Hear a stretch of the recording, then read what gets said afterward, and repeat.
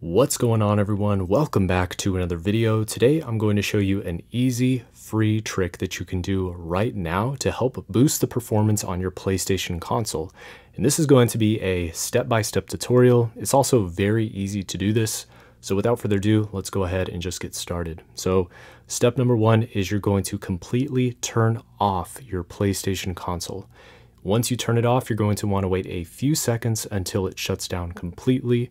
And you do not want to use rest mode for this, otherwise this is not going to work. You need to make sure that your PlayStation is completely off. Now, once your PlayStation is off completely, step number two is to press and hold down the power button on your PlayStation console until you hear a beep noise.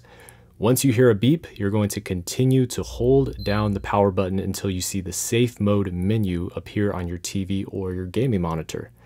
Now, step number three is to connect your DualShock controller to your PlayStation with a USB cable, and then press the PS button on your controller to pair the DualShock controller to your console. And then step number four is to select Rebuild Database in the Safe Mode menu screen.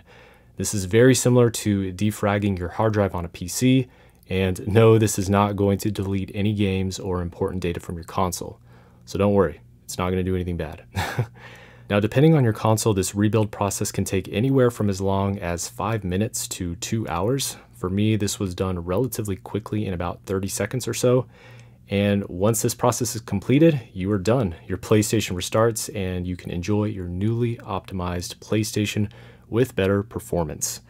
So that's it. I hope that you all enjoyed this short little video and found it helpful. If you did, please leave a like rating on the video, comment below to let me know what you think.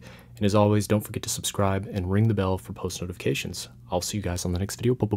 Boys.